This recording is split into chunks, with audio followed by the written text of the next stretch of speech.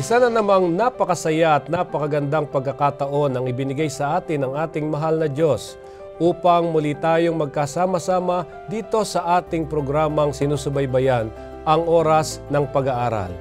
Ako po si Pastor Jose Zabat Jr. at si Pastor Nestor Ilioma ang makakasama ninyo sa ating talakayan sa programang ito. Kaya nga't isang pagpapasalamat sa ating mahal na Diyos, mayroon tayong kasama dito na ginagamit na tagapagturo sa banal na kasulatan na siya namang sa pangkasalukuyan ay nagtuturo din sa Adventist Medical Center. So, Pastor, kamusta na po kayo? Napakabuti ng Panginoon, Pastor, at patuloy tayong pinagpapala. Ako ay sumasagana sa pag-aaral ng salita ng Diyos at ako'y natutuwa na maraming mga kapatid sa iba't ibang dako, hindi lang ng Pilipinas, kundi sa ibang bahagi ng mundo na tayo ay binibigyan ng pampalalakas at pampalusog ng ating mga puso sapagkat napakabuti ng kanilang mga sinasabi tungkol sa kanilang nagiging karanasan sa pag-aaral. Kaya purihin ang Panginoon.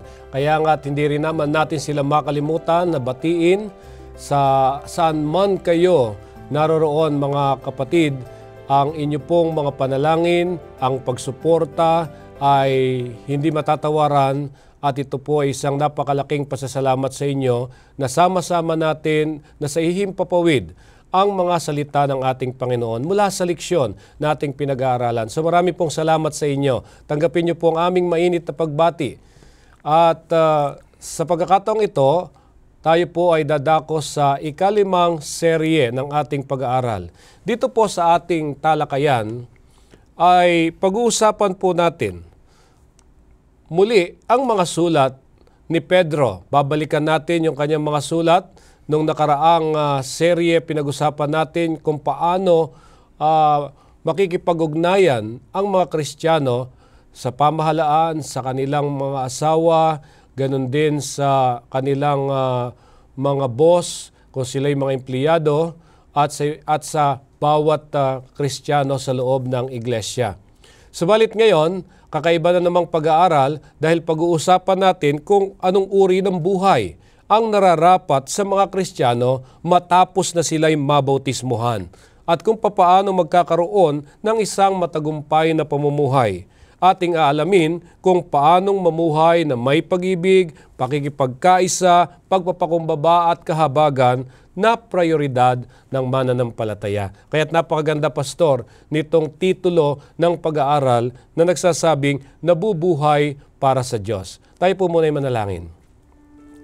Mahabaging Diyos na nasa mga langit, minsan pa'y pinasasalamatan ka namin sa pagkakataong inyong ipinagkaloob sa amin upang pangunahan ang pag-aaral ng aming leksyon na magdadala sa amin ng pagkaunawa kung paano kami mamuhay para sa inyo. Salamat po na maaari naming buklatin ang inyong salita at ang banal na Espiritu ang siyang papatnubay, gagabay at magbibigay ng kaalaman sa sino mang nais maunawaan ang inyong banal na kalooban sapagkat hinihiling namin ang lahat ng ito sa pangalan ni Jesus. Amen. Buksan po natin ang ating talakayan sa pamamagitan ng pagbasa ng susing talata na masusumpungan sa 1 Pedro, Kapitulo 3, talatang 12. Tingnan po natin, 1 Pedro, Kapitulo 3, talatang 12. Sapagkat ang mga mata ng Panginoon ay nasa mga matuwid at ang kanyang mga tainga ay bukas sa kanilang mga panalangin. Ngunit ang mukha ng Panginoon ay laban sa mga gumagawa ng masama. Ayan, Pastor, mapapansin ninyo, ang talatang ito sa sulat ni Apostol Pedro ay hindi po bahagi ng narrative. Kung titingnan nyo ang inyong Biblia, ito yung sinulat na patula, poetry, Pastor. Sapagkat dito, gumamit siya ng malalim na mga pakasimbolo sa ating Panginoong Hesus. Ginamit yung mata, yung kanyang pakinig, yung mukha. Ayan, hindi po magkakahiwalay yan. Yung mata ng Panginoon, yung pakinig ng Panginoon, yung mukha ng Panginoon. Ang tinutukoy niya dyan ay nakatuon at nakatunghay ang Diyos sa atin. Nang ibig sabihin ay narinig niya, nakikita niya, at nakasentro siya sa kanyang mga anak na pinagmamasdan sila dito sa balat ng lupa. Ibig sabihin, ang ating Panginoon, nakikita niya kung ano yung nangyayari sa ating buhay. Kanyang naririnig ang ating mga hinaing. At nangangahulugang ito na ang Panginoon ay hindi malayo sa atin, kundi siya'y naririyan lamang. Subalit, papaano naman natin isusuko ang ating mga sarili sa Kanya upang yung Kanyang inaasahan ay mangyari sa ating buhay? Ayan, Pastor, napakaganda na ating pag-usapan na ang isang tao na nilalang ng Diyos na nagkasala ay malayo sa Kanya. Yeah. Yan. Okay. Kaya sabi dun sa Isaiah 59, ang inyong makasalanan ang nagpahiwalay sa inyo. Kaya nga ano nga dapat? Ang Diyos ang lumalapit, hindi tao ang lumalapit. Sa Bible, iba yung religion at iba yung pananampalataya, Pastor. Ang religion ay ang tao nagsasaliksik at hinahanap ang Diyos. Kaya may mga Buddhism, Hinduism, religion is man seeking God. Ayan. So, pag ang tao ang naghahanap tungkol sa Diyos, yun ay relihiyon. Pero pagka pananampalataya, ang Diyos ay gumagawa sa magitan ng kanyang banal na espiritu at iniaalok at pinararamdam sa atin na tayo ay walang kakayanang linisin ang ating mga sarili sa pagiging makasalanan at ang kanyang kaloob na tagapagligtas, ang kanyang anak na bugtong, ang ating Panginoong Hesus, siya ang nagbayad. Yun yung daan para tayong mapalapit at mabalik ng tamang ugnayan sa Kanya. So, napakaliwanag po. Kaya nga, tingnan natin, paano ito sinusuri ni Pedro, yung proseso po na binabanggit natin dito, yung pagbabago na nangyayari sa isang tao kapag tinanggap niya ang ating Panginoong Jesucristo bilang Panginoon at tagapagligtas. Ayan, pansinin natin, Pastor, yung udyok ng banal na espiritu sa tao ang nag-uudyok na tayo ay makasalanan at dahil tayo makasalanan, kailangan natin ng tagapagligtas. At ang ating tagapagligtas ay ang ating Panginoong Hesus. At pag tinanggap natin yung sakripisyo ng ating Panginoong Hesus, siya ay nagiging tagapagligtas at Panginoon. Ang ibig sabihin, pangungunahan niya na ang ating buhay. Yung kalooban niya na ang ating susundin. Pansinin natin sa tala ni Apostol Pedro sa 1 Pedro 4:1, Pastor. Ayan. Maganda tapagkat tinalakay ito ni Pedro na nais nating ibahagi sa mga kapatid yung proseso na nangyayaring pagbabago kapag tinanggap si Jesus ng isang makasalanan na kanyang Panginoon at tagapagligtas. 4:1. Dito po sa 1 Pedro Kapitulo 4, talatang 1, kung paanong si Kristo ay nagdusa sa laman, ay sandatahan din naman ninyo ang inyong sarili ng gayong pag-iisip, sapagkat ang nagdusa sa laman ay tapos na sa kasalanan. Ayan, napakaganda ng talatang ito, Pastor. Kung paano ang si Kristo ay nagbata sa laman. Sa laman. Ayan. So, ano ang sinasabi ni Pedro dito sa mga talatang ito? Unang-una, hindi madali ang sumunod sa Panginoon. Very basic yun. It is not easy, Pastor. Kaya nga pagka ang isang tao ay gusto nang magbago at sumunod sa Panginoon, ang daming mga hadlang, ang daming mga pagsubok. Alam natin yan. Sa mga taong nakaranas na nito ay ang daming mga naghahanap. Kung minsan ang asawa, kung minsan ang mga magulang, kung minsan ang trabaho, marami ang magiging. So it's not easy. At ang isang susunod na bahagi nito ay, ang tao ay kinakailangang magbata sa laman. Anong ibig sabihin ng magbata? Kagaya ni Kristo, bago niya tayo tubusin, nagdusa siya, umakyat siya doon sa Kalbaryo para mabili ang ating katubusan at ating kaligtasan. Ganon din naman, may mga bagay na ating isasakripisyo, matatanggal sa ating mga buhay, na dati bahagi ng ating pagkabuhay, Pastor. At ito yung sa laman. Mawawalang isa-isa ito. Yung gusto ng ating laman na pagkain dati ay kinakailangan ng mabago. Yung style ng ating pakikisalamuha at yung social life natin, nababagong lahat itong mga ito pagka ang Kristo ang ating tinanggap na Panginoon at tagapagligtas. So maliwanag na kailangan ang isang tao para makamit niya ang pagbabago, siya'y magbata sa laman. Katulad ng inyong tinutukoy. Subalit habang tinitingnan ko, yung prosesong ito na nababago sa tao katulad ng kanyang panlasa, yung gawin ng buhay, ang lahat ay nagpapasimula sa isipan. Yes. Kaya the moment na ang tao tinanggap ang Panginoong Hesus, dapat pala po ang isipan ng tao ay katulad rin na ng isipan ng ating Panginoong Hesus. Opo, Pastor. Napakaganda yung sa Pilipos Kapitulo 2, talatang 5. Bago tayo bumalik kay Pedro, Pastor. Pansinin niyo ang pangungusap ni Apostol Pablo. Pilipos 2:5, Pastor.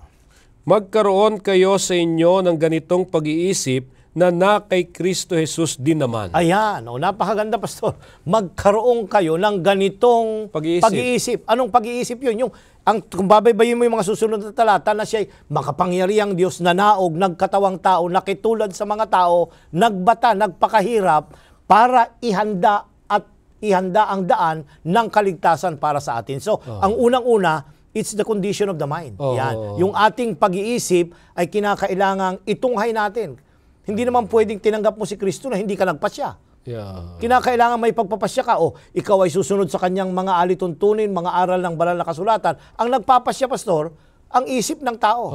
Ayan. So, may kaugnayan ng isip sapagkat dito gumagawa ang banal na espiritu sa ating kaisipan. Yung tinatawag na convicting power of the Spirit, nagsisimula dito sa kaisipan. Ayan. Subalit ang pinakamalaking suliranin sa paraan ng ating pagiging mananampalataya, tayo ay lumaki na ng isipan natin ay nahubog na maaari ng ating kultura, nagkaroon tayo ng yung sa English na worldview.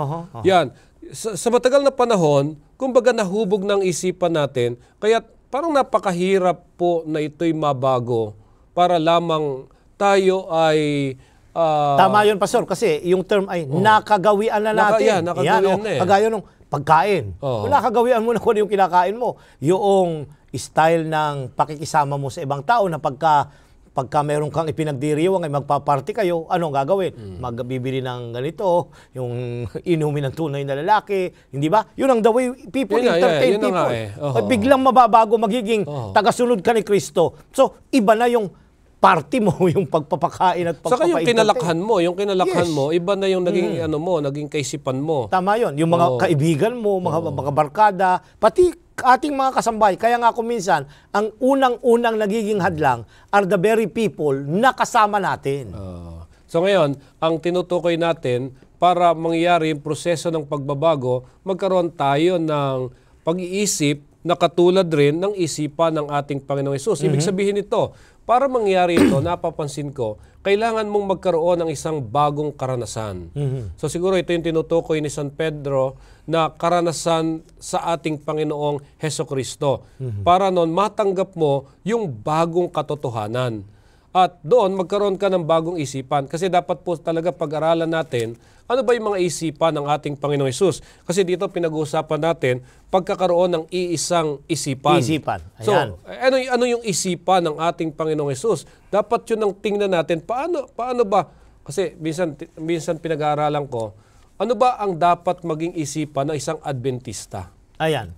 Di Adventistang isip. Adventistang isip. Ayan. Yung naghihintay ka sa pagparito Panginoon. ni Kristo. Darating na ang Panginoon. Anong lifestyle? Pupunta ka na doon. Kaya sinatanong ko lagi ay bakit ba kayo may mga aral na ganito, na may mga bawal na ganito? Ang tanong ko ay, doon ba sa langit, pagpunta natin, ano na ang kakainin? Ano na ang iinumin? Pupunta pa ba tayo doon sa mga sayawan? Meron pa kaya doon? Sa bagong langit at bagong lupa? Ayan. So, yung lifestyle doon ang ating iisipin. Meron tayong iisang kaisipan ng ating Panginoon. Pansinin natin, Pastor, ang aral ni Pedro tungkol dito. 1 Pedro Kapitulo 3, ang talata ay 8 hanggang 12.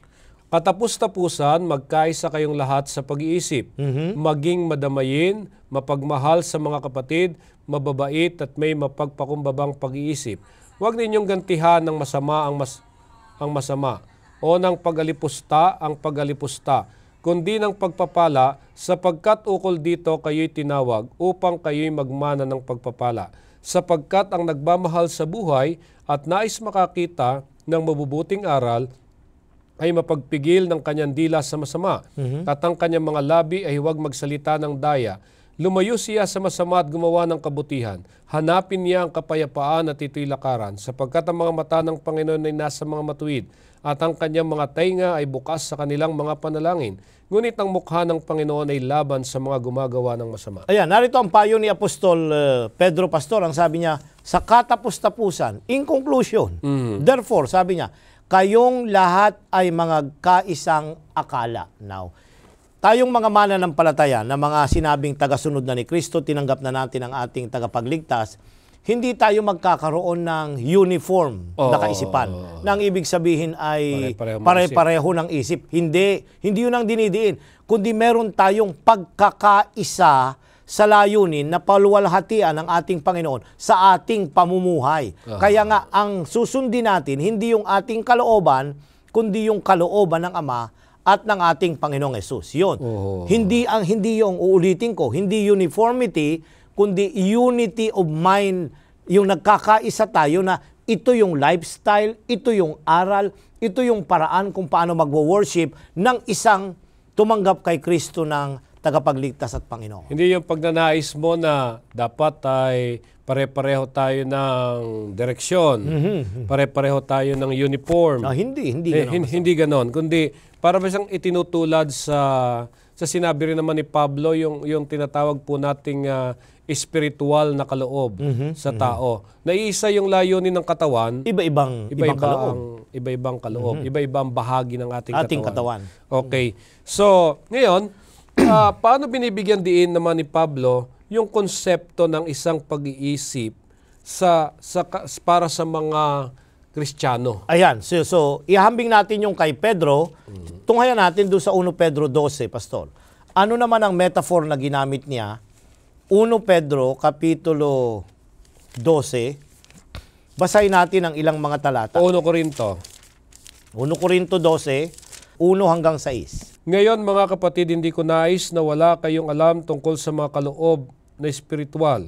Alam ninyo na nang kayo mga pagano pa ay nakit at iniligaw kayo sa mga Diyos-Diyosan na hindi makapagsalita. Kaya't nais kong maunawa ninyo na walang nagsasalita sa pamamagitan ng Espiritu ng Diyos na nagsasabi sumpain si Jesus at walang makapagsasabi si Jesus ay Panginoon maliban sa pamamagitan ng Espiritu Santo. May iba't ibang uri ng mga kaloob, subalit iisang Espiritu. At may iba't ibang uri ng paglilingkod, subalit iisang Panginoon. May iba't ibang uri ng gawain, subalit iisang Diyos na gumagawa ng lahat ng mga bagay sa lahat. Ang iyong mga binasang talata, Pastor, ay ipinahahayag yung concept ng spiritual gifts o mga kaloob ng Espiritu na ipinagkakaloob sa bawat kaanib ng iglesia. Ang iglesia ay inihambing ni Pablo dito sa 1 Korinto 12 na isang katawan, Pastor. Nang ibig sabihin, maraming bahagi ang katawan, subalit may iba't ibang mga gamit o mga gagawin ang bawat bahagi ng ating katawan. Kaya yung kaloob na ipinagkaloob ay ibinigay dito sa iba't ibang bahagi ng katawan para maluwalhati ang Diyos at mapalakas at ma-edify ang katawan ng ating ng iglesia ng ating Panginoon. Kaya ito yung nagpapakita ng diwa ng sama-samang paggawa para makabuo tayo ng nagkakaisang komunidad. Tama yun. Yan. So kaya dito po sa ating tinatalakay, isa sa halimbawa ng isang Kristiyano, dapat siya'y kumilos ng mayroong simpatya. Kasi dito sa mga sulat ni Pedro, yung simpatya ay nangangahulugang kung ang Kristiyano ay magdusa, tama ba na sabihin, dapat din na nagdurusang kasama niya yung iba? Ayan, maganda yung Pastor. Balikan natin yung talatang 8, 3:8 ng 1 Pedro. Kasi ginamit mo yung salita doon na ating nais ihalaw mula dito sa sulat ni Apostol Pedro. Katapos-tapusan, magkaisa kayong lahat sa pag-iisip, maging madamayin, mapagmahal sa mga kapatid, mababait at may pagpapakumbabang pag-iisip. Ayan, ang salitang ginamit doon ay madamayin. Madamayin. So, ang ibig sabihin, sympathetic. Ang ibig sabihin, ang nararamdaman ng iba, nararamdaman din natin. Ayan. Hindi ibig sabihin, dahil sila ay nagdadalamhati din tayo. Hindi. Ibig sabihin, na nakikiramay tayo, yung pakiramdam ng mga kapatid ay dapat nararamdaman din natin kung sila ay nagagalak, natutuwa, dahil kabahagi tayo ng katawan. Hindi pwede na isang bahagi ng ating katawan ay masaya o may sakit, ay yung ibang bahagi ay natutuwa na sila ay na may sakit ka. Hindi Pag may sakit ang isang bahagi ng ating katawan, daliri man yan, nararamdaman ang buong katawan. So ito yung isang paraan ng tinatawag nating pakikipagkaisa. So pag pagmamahal sa ating mga kapatid. Yan, sympathy. Oho. Yan. Pero napakahirap mong ipadama ito kung kaaway mo yung iyong kapatid. Ay, yun ang paradox, Pastor. Bakit? Merong mga magkakapatid na magkakaaway, pero hindi dapat yun eh.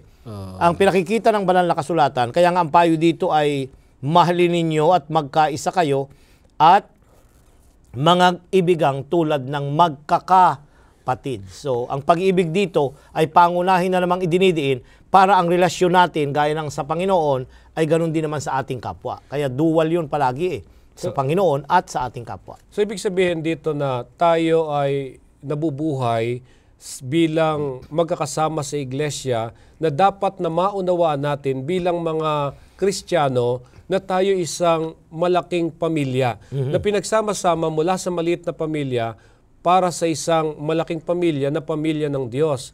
Na kung ano yung nararanasan ng ating kapatid, naroon tayo na nagpapalakas sa Kanya. Ayan, maganda yung punto, Pastor. Ang ibig sabihin, yung nagpapalakas, yung may kamalian o may mga kahirapang dinaranas ang isang kapatid o mga kapatid, kinakailangang nandoon tayo, hindi para tuligsain, kundi alalayan siya na bumalik dun sa tamang daan. Tama. So, hindi naman yung kukonsintin mo. Kaya, minsan kasi, iniisip mo, ay, wala naman akong may tutulong sa kanya. Huwag na akong pupunta doon. No? So, ibig sabihin, yung presensya mo na naroroon, hindi nangangahulugan na lagi kang dapat may sasabihin, may bibigay, kundi minsan mahalaga yung presensya. Na ikaw ay kabahagi. So, na ikaw ay part nung kapatid na yon, na ikaw ay may bahagi sa kanya. So, magandang tingnan natin ito kasi parang sa iglesia ngayon, ang pakiramdam ng bawat isa, pagka siya ay nakasimba ng Sabado, tapos na yung kanyang responsibilidad. Ay, hindi, Pastor. Kaya nga yung may kasabihan na the service is over but the sermon is not. Okay? Tapos na yung serbisyo pero yung sermon hindi pa. Bakit? Sino bang gagawa noon? Yung application noong narinig natin. Ayan. Tayo na mga kaanim, gagamitin natin sa ating mga kaanib at sa iba pang mga tao na ating makakasalamuha during the week. Yan. So nagpapasalamat tayo sa ating Panginoon. At sa mga sulat ni Pedro, ipinakikita sa atin kung ano yung dapat na nangyayari pagkatapos na tayo ay mabautismuhan. At ito nga yung pagkakaroon ng isang kaisipan. Subalit, Pastor, hindi ho mawala na kapag tayo ay nabautismuhan, yung bang iiwanan mo na yung iyong estilo ng pamumuhay nung una. Kaya nga tanong paano natin ipapako ang ating sarili upang di na natin babalik-balikan ang paggawa ng masama? Ayan, paano natin ipapako? Ayan, maganda yun na concept, yung ipapako. Ayan. Ito ginamit din ni Pablo at gusto kong tunghayan natin, Pastor, yung napakagandang talata sa Galatia 2:20. Ako'y ipinakong kasama ni Kristo at hindi na ako ang nabubuhay, kundi si Kristo ang nabubuhay sa akin. At ang buhay na kinabubuhay ko ngayon sa laman ay kinabubuhay ko sa pamagitan ng pananampalataya sa anak ng Diyos na sa akin ay nagmahal at nagbigay ng kanyang sarili dahil sa akin. Ako'y napako sa krus. Now, nais kong pansinin natin, Pastor, na si Pedro ay nakaranas na maipako sa krus. Ayan. Alam natin ang kasaysayan na noong siya ay mamamatay na ay nais ng mga Romano na ipako siya na kagaya ng kanyang Panginoong Hesus. Pero kanyang in-request na siya ay ipako na nakabaliktad, na ang ulo'y nasa baba, ang paa ay nasa itaas. Bakit kaya? Bakit itong concept na ipako sa krus ay napakahalaga sa isang Kristiyano? Dito sa Galatia 2:20, Pastor, ang sabi ni Pablo ay, ako'y napako sa krus na kasama ni Kristo at hindi na ako ang nabubuhay. Yung taong ipinapako, Pastor, namamatay. Unang-una sa lahat. Yun ang basic. Mamamatay sa sarili at ipapako natin. Ano ang ipapako? Yung lumang pagkatao natin. Ano yun? Yung mga hindi sang-ayon sa kalooban ng Diyos, yun yung mga ipapako. Ano ba yung, tinan ninyo, Pastor, yung pag ipinako ang isang tao, ha? Aking pinag-aaralan yan Unang-una, ano ipinako? Yung mga kamay. Yung mga kamay. Ayan. Bakit? Ano ba ang ginagawa ng ating mga kamay sa araw-araw? Meron bang mga bagay na hindi gusto ng Diyos na pinaggagawa ko pagka ako ay wala sa loob ng iglesia, nasa labas, pag ako'y naglilingkod? Ikalawa, mga paa. Saan ako dinadala ng aking mga paa during the week? You see, ipapako. Ang ibig sabihin, ikukontrol. Hindi ka na pwedeng pumunta doon sa gusto mong puntahan. Hindi mo na pwedeng gawin yung gusto mong gawin. Ay, yung mga major na sugat ni Jesus ay nilalagyan pa ng corona. Pansinin natin, nang ipako si Kristo, may corona. Ang sugat niya ay sa ulo. Anong iniisip ng ating kaisipan? Ano ang minamahal ng ating puso? Ito yung mga areas na dapat nating tunghayan, Pastor, sapagkat mahalaga na yung tao na ipinapako ay kanya nang iiwanan doon. Pananatilihin na doon sa krus ni Kristo na nagdala ng ating mga kasalanan. Lahat ng mga bagay na hindi mabuti na dapat nating gampanan. Ito yung mga karanasan na dapat na nararanasan ng isang tao na nagpapasakop sa ating Panginoon. Yung bago siya mabautismuhan, yung tanggapin niya ang ating Panginoong Hesus sa paraan na kanyang naipako yung kanyang sarili doon sa krus. At pagkatapos noon, kanina binanggit ni Pastor Ilyoma, ito yung pagkakilala sa kamatayan nung dating pagkatao. Kaya the moment na siya mabautismuhan, ay isa na siyang bagong nilalang. So, ibig sabihin, ito na yung bagong buhay niya. Kaya tawag natin, Pastor, pag nagbibinyag tayo, sinasabi natin sa kanila, this is your second birthday. Kasi panibagong buhay at pagkapanganak sa ating Panginoong Hesus. Pero sa prosesong ito, Pastor, nakakaranas ang bagong nabautismuhan nung tinatawag nating pagdurusa. Kaya nga, ano yung makapag-uugnay sa pagitan ng pagdurusa at pagtatagumpay sa kasalanan? Ayan, pagdurusa. Alam mo, Pastor, ang pagdurusa ay hindi exception. It is a rule. Bahagi ng pagiging mananampalataya at tagasunod ni Kristo na tayo'y dumanas ng pagdurusa. Lilinawin ko sa ating mga taga-subaybay, ito po ay must, hindi ito exception. Dapat kinakailangan lahat tayo dumaan sa isang karanasan ng pagdurusa at suffering dahil ito ang dinaanan ng ating Panginoon. Tunghayan natin, Pastor, ang tala ni Apostol Pedro, Kapitulo 3, ang talata ay 18 at 21. Sapagkat si Kristo man ay minsang nagdusa, dahil sa mga kasalanan, ang isang matuwid, dahil sa mga di matuwid, upang kayo ay madala niya sa Diyos. Siya ay pinatay sa laman, ngunit binuhay sa Espiritu. 21. Sa gayon din siya ay pumunta at nangaral sa mga espiritong nasa bilangguan, na noon ay mga subail ng ang Diyos ay matyagang naghintay ng mga araw ni Noe, habang ginagawa ang daong na noon ay kakaunti, sa makatwid ay 8 kaluluwa ang naligtas magitan ng tubig.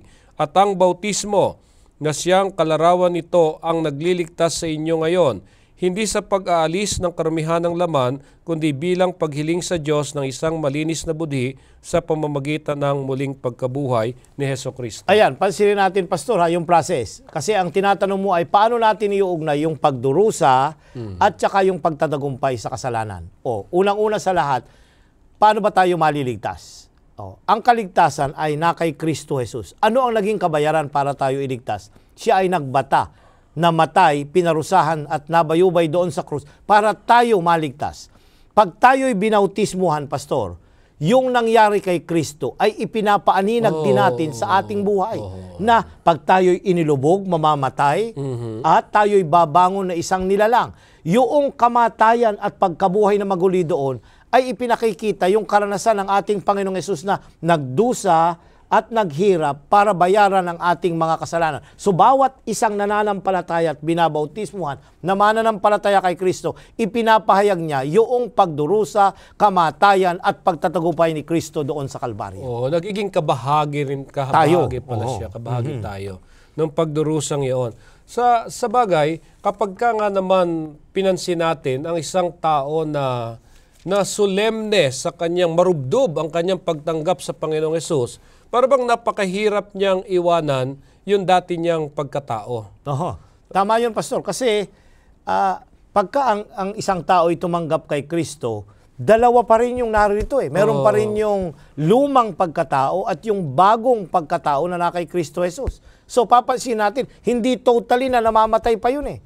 It takes time bago yun mawala. Kaya nga, kung ang ating, yung lumang pagkatao, pinakakain pa rin natin ng kanyang mga gusto, yan, anong musika, anong pagkain, anong mga recreation ang gagawin natin, kung ganun pa rin ang maririnig niya, makikita niya, anong pinapanood natin, edi we are feeding, lumalakas pa rin yung lumang pagkatao. Yan. So kaya nga, mga kapatid, dapat ho nating bantayan ito or else walang mangyayari sa isang taong tumanggap kay Jesus at nais magbagong buhay pagka hindi siya naalagaan, hindi siya nagkaroon ng bagong karanasan sa piling natin, ay alam niyo po, hindi niya mapagwawagian yung dati niyang pagkatao. Babalik pa rin siya sa dating gawin ng kanyang buhay. Kaya nga, sinasabi natin na napakarami ngayon ang hindi natin nababantayan, lumalabas sa loob ng iglesia.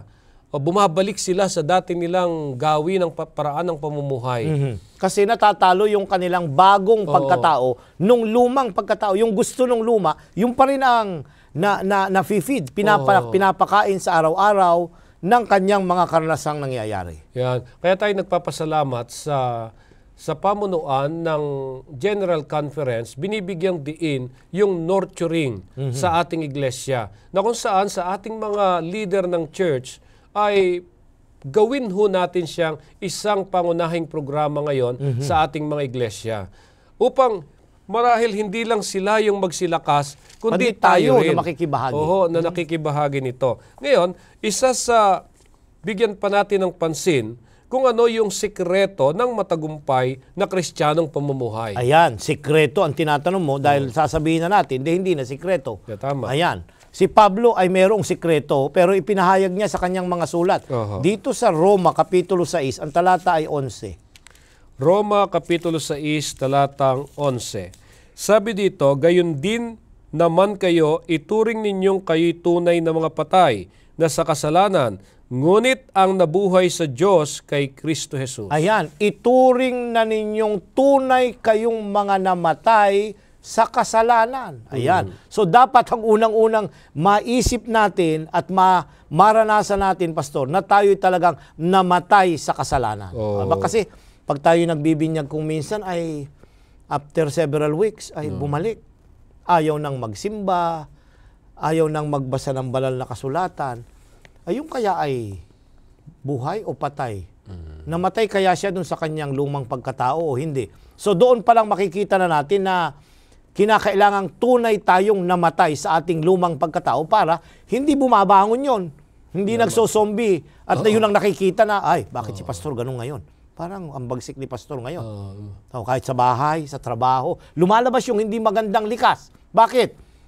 Kasi yung lumang pagkatao bumabalik. Dapat siguraduhin natin sa araw-araw na mamatay. Paano? Ipako sa krus na kasama ni Kristo. Yun yung sikreto ni Pablo na nais niyang idiin sa atin. So, maging kasama natin si Kristo sa ating pamumuhay. Ito yung isang sikreto ng isang nagpasakop sa ating Panginoon. Ngayon, ano bang nababago sa buhay ng tao?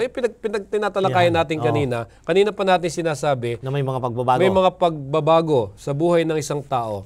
Kapag ka tinanggap mo si Kristo, ano ang mga pagbabago? Ayan, si Pedro, kanyang in-enumerate, binaybay niya kung ano ang mga pagbabagong dapat makita kung ang isang tao tinanggap si Kristo bilang kanyang personal na tagapagligtas at Panginoon. Kapitulo 4, ang talata ay 3 hanggang 6, Pastor, ng 1 Pedro. 1 Pedro, Kapitulo 4, 3 hanggang 6.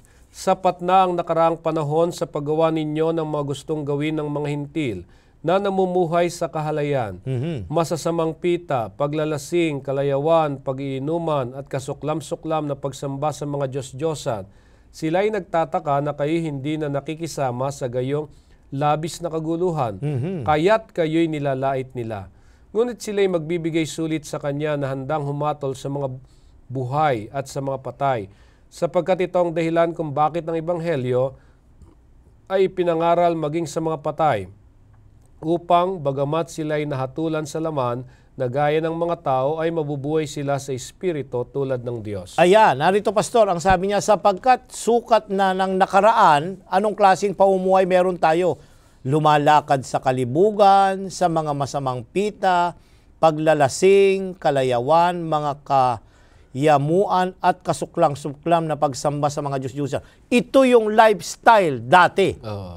Ayan. At dahil ito yung lifestyle, ano ang dapat? Magsilayo kayo sa kanila. Now, sa susunod na pag-aaral natin, sa susunod na linggo, pastor, ito yung key, ito yung susi kung bakit sila pinag-uusig, pastor. Opo. Bakit?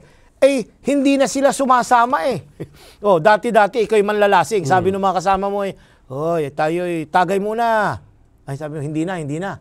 Abay, nagagalit na sila. Dati, ikaw pa yung bumibilit, naglilibre sa kanila. Ngayon na hindi na. Iniwanan mo na yung dating pagkatao. Kaya nga, pinag-uusig ka't nilalait. The persecution that we're going to study next week ay hindi persecution na state persecution. Hindi yung galing sa gobyerno. Hindi. Kundi yung mga taong kakilala mo na dati mong kasama, na bago ka na pero sila hindi, kaya sila ang magiging dahilan kung bakit ikaw ay kanilang lalaitin at ipe-persecute. Now, pansinin natin, pastor, na ano yung mga pagbabago? Ay mawawala na itong mga ito, wala ka na itong mga practices ng mga hintil na kanilang ikinamumuhay, hindi na ito makikita sa ating buhay. Yeah. Ito yung mga pagbabagong mawawala. So mawawala na yung pakikipag-inuman. Dati-dati, pagkatapos ng trabaho, yan. Magkakasama-sama barkada, magiinuman. Ngayon, pagka ikay nabautismuhan, na sinuko mo yung sarili mo sa Panginoon, makikita na nila sa iyo yon na isang malaking pagbabago. Dati ikaw ay mayroong puon na nililipat sa bahay na pinananalanginan. Ngayon ay exempted na ako dyan. Hindi na dadaan sa bahay. So, ibig sabihin, yung mga maling practices na hindi ayon sa Biblia, ito ay nawawala na. Kapag ka tinanggap mo na ito yung mga pagbabago, Panginoon. pastor, na sinasabi ni Pedro. Very specific yung kanyang sinabi rito Yung lifestyle at paraan ng mga pagsamba sa mga Diyos-Diyosan, yun ang kanyang nawawalang unti-unti sa buhay ng isang mananampalataya. Kaya ito yung kinagagalit ng mga nakakasama mo. Ayan. Kasi ayaw mo nang sumama sa kanila So, napakahalaga ito na mapansin natin na sa isang tao na nagpapasakop sa Panginoon, yung mga bagay na nababago sa kanyang sarili. Ngayon, kung halimbawa ang isang tao ay nagpasakop at hindi naman nabago yung dati niyang pamumuhay, so anong gagawin natin doon? Ayan, pastor, alam niyo, ang sabi ni Apostol Pablo diyan ay ipinapako si Kristo sa isang malaking kahihiyan.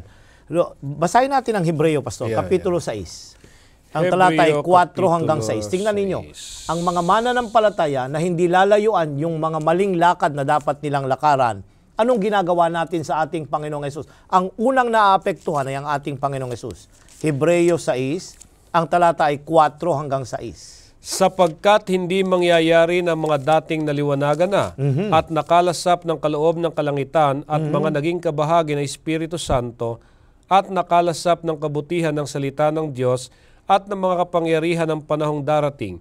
At pagkatapos ay tumalikod ay muling panumbalikin sa pagsisisi, yamang sa kanilang sarili ay muli nilang ipinapako sa krus ang anak ng Diyos at itinataas sa kahihiyan. Ayan, mga kapatid, napakalinaw po ng mga talata. Pag tayo'y hindi na bago at bumalik tayo dun sa maling gawi at na lifestyle natin, muli nating ipinapako si Kristo at inalalagay siya sa isang napakalaking kahihiyan. Ang napapahiya, pastor, ay ang ating Panginoong Hesus. Dahil sabi niya ay, babaguhin kita, bibigyan kita ng bagong buhay. Sasabihin ng iba ay, yan ba ang nabago? Yan ba ang nakonverti sa pananampalataya? Ang kahiyahiya doon ay ang ating Panginoong Hesus. Nawawala ang bisa ng kanyang kamatayan sa krus dahil ang ating paumuhay hindi sang-ayon sa kanyang kalooban. At ang lahat ng ito ay dadalhin sa paghatol ng Diyos. Kaya nga ang tanong natin ay, paano inuugnay ni Pedro ang paghatol sa paraan ng ating pamumuhay ngayon? Ayan, sa Kapitulo 4, ang talata ay 2 ng 1 Pedro, pastor. May talata dyan na, maliit lang ang talatang ito pero loaded ito.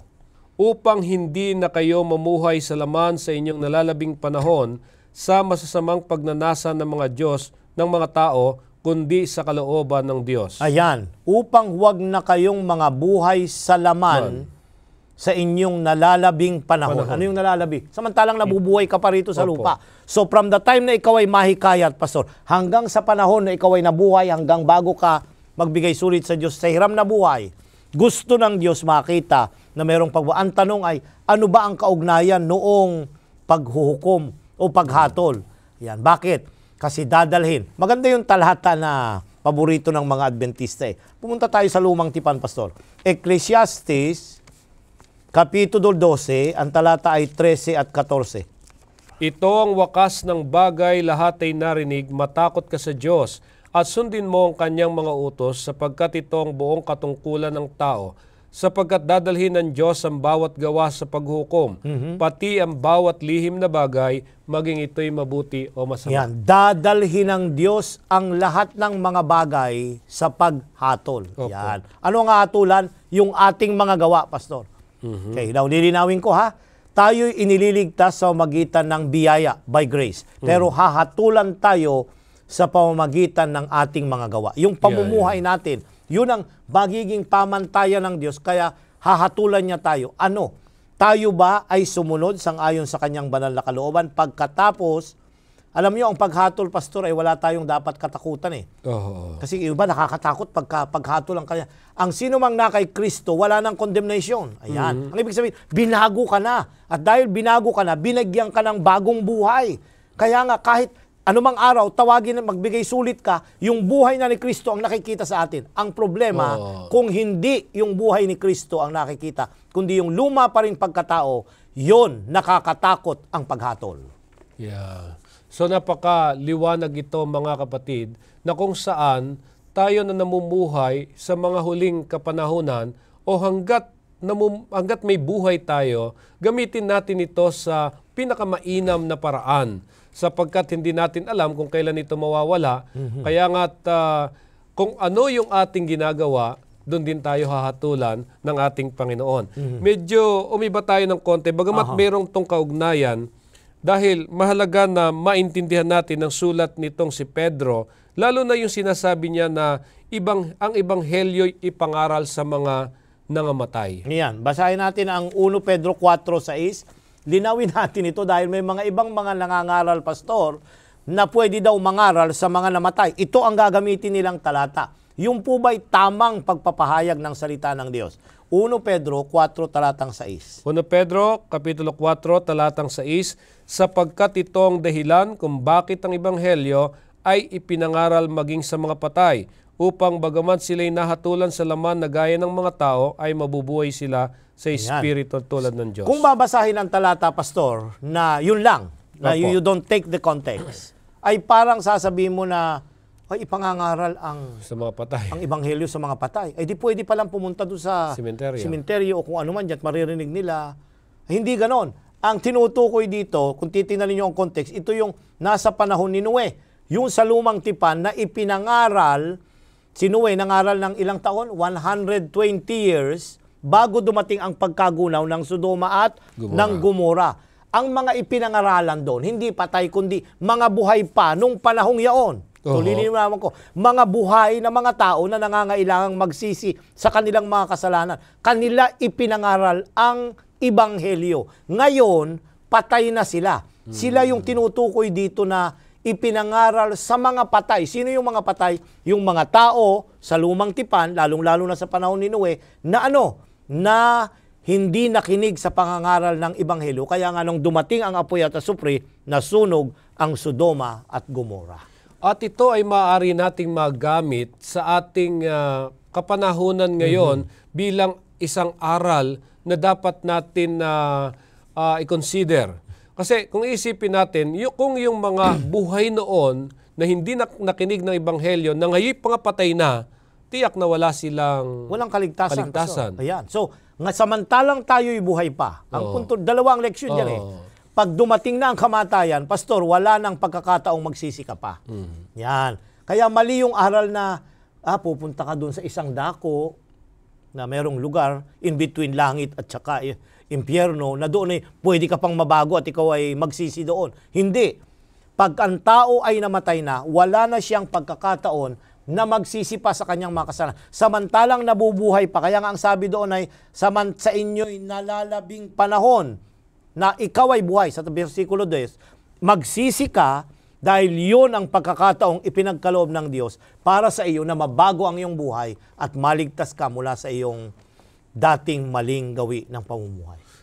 Napakabuti ng Diyos sa bawat isa sa atin sapagkat sa pamagitan ng sulat nitong si Pedro, binababalaan tayo na habang tayo nabubuhay ay gamitin natin itong pagkakataon na alamin ang biyaya ng Diyos. Ayan. Oho. Samantalang tayo'y nabubuhay. Ulitin natin mga kapatid, ha? Dahil pag sa kamatayan na, wala nang pagsisisi, wala nang pag-ibig, wala nang pananampalataya.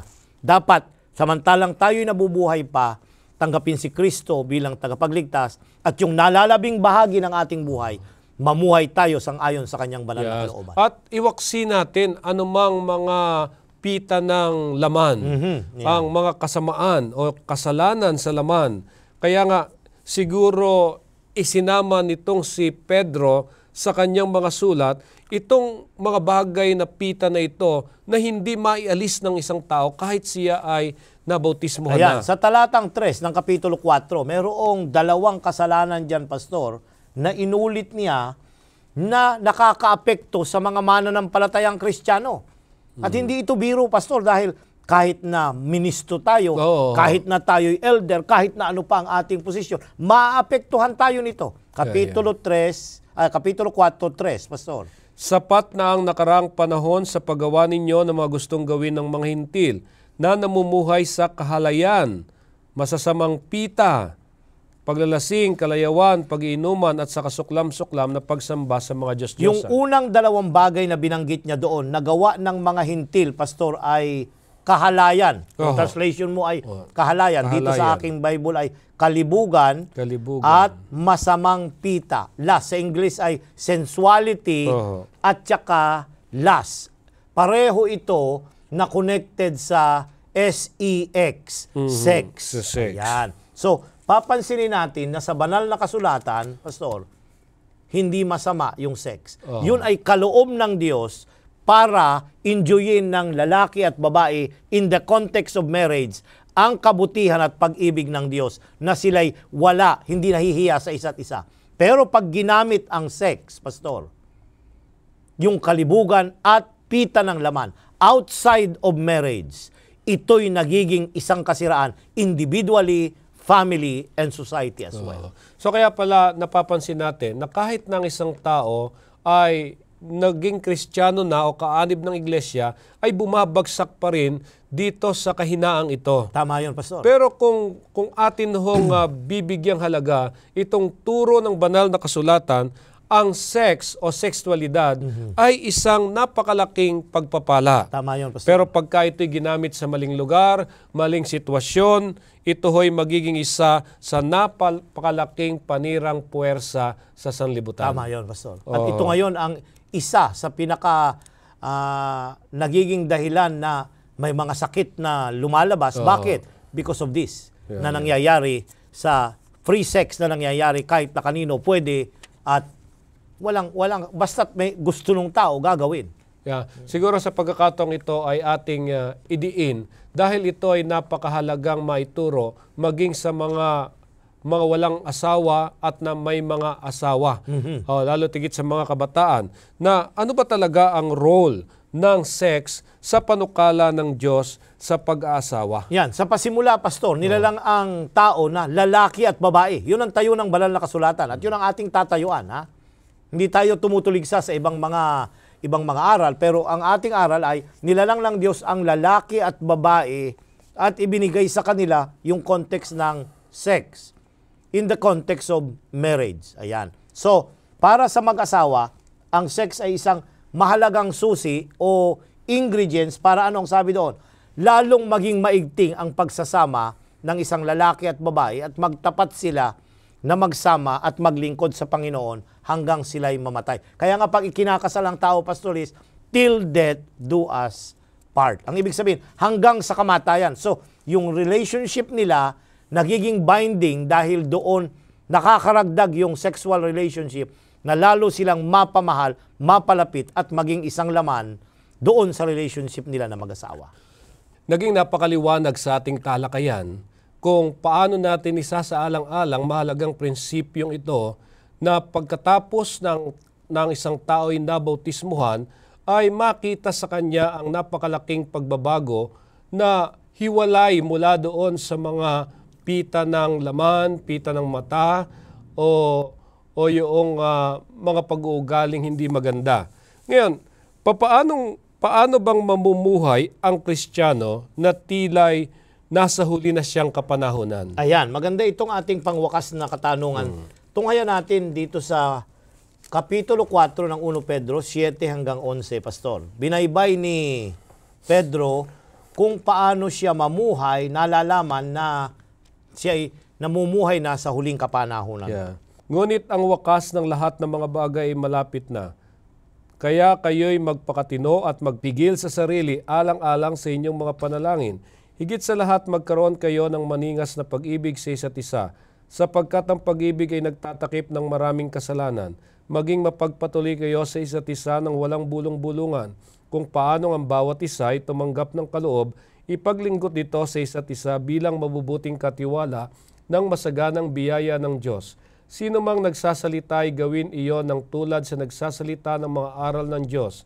Sino mang naglilingkod ay tulad sa naglilingkod mula sa kalakasang binibigay ng Diyos upang ang Diyos ay malwalhati sa lahat ng mga bagay sa pamamagitan ni Heso Kristo. Sa Kanya ang kalwalhatian at kapangyarihan magpakailanman. Amen. Narito, Pastor, ang sabi rito sa talatang 7, ngunit ang wakas ng lahat ng mga bagay ay malapit na. So, ina-anticipate ni Pedro, kagaya ng iba pang mga apostol at mga mangangaral, na malapit na ang wakas. At dahil dito, kinakailangan tayo na maghanda sa wakas ng mga bagay dahil ito ay malapit na sa atin. Napakaganda nitong ating nabanggit dito sa seryeng ito, na kung saan ay ito yung mga dapat na ma-apply natin sa ating mga pamumuhay, hindi lamang siguro bilang bagong binyagan, kundi mga nananatiling may pananampalataya sa Diyos na nasa sa loob ng iglesia.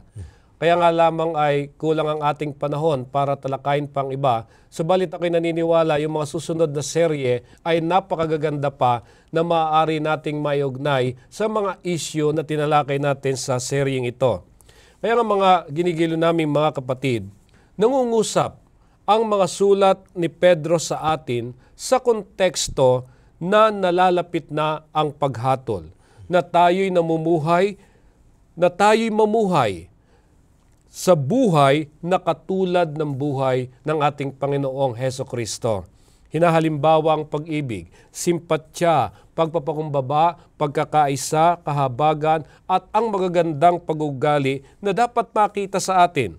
Kanyang pinananawagan na ating ipamuhay ang pamantayan ito bilang mga tinawagan ng Diyos sa buhay natin bilang Kristiyano. At ito'y magbubunga ng pagpapala ng ating Panginoong Diyos. Tayo po yumuko sa panalangin. Dakila po naming Diyos, maraming salamat sa napakagandang mga aral na inyong ipinagkaloob sa amin na siyang tanging gabay upang makita namin ang aming katayuan bilang mananampalatayang Kristiyano. Nawa sana, Panginoon, bigyan niyo kami ng kapangyarihang pagwagian ng anumang mga kahinaan na tinataglay pa ng aming mga buhay at tulungan niyo kaming mamuhay ng katulad ng buhay ng aming Panginoong Hesus. Patuloy niyo nawang pagpalain ang bawat isa sa amin, ang mga bagong bautismo ay inyo pong alalayan sa pamamagitan ng mga leader ng church upang sila'y maging matatag. At lagi naming isaalang-alang na ang aming mga panahon sa lupang ito'y kakaunti na lamang, kaya nga't ipamuhay namin ang nararapat na siyang inyong tinuturo na natutuhan namin sa seryeng ito ng aming talakayan. Nawa sana, Panginoon, patuloy na pagharian ng biyaya ang aming mga puso. Tanggapin niyo ang aming pagtatalaga. Ito po ang aming hiling sa pangalan ni Jesus. Amen. Amen. Muli po mga ginigiliw, nagpapasalamat kami sa inyong patuloy na pakikisama sa talakayan. Huwag po kayong bibitiw sapagkat napakagaganda pa yung seryeng pag-uusapan natin. Ako po si Pastor Jose Zabat Jr. at si Pastor Nestor Ilioma muli ay nagsasabing sumagana nawa ang inyong pamumuhay.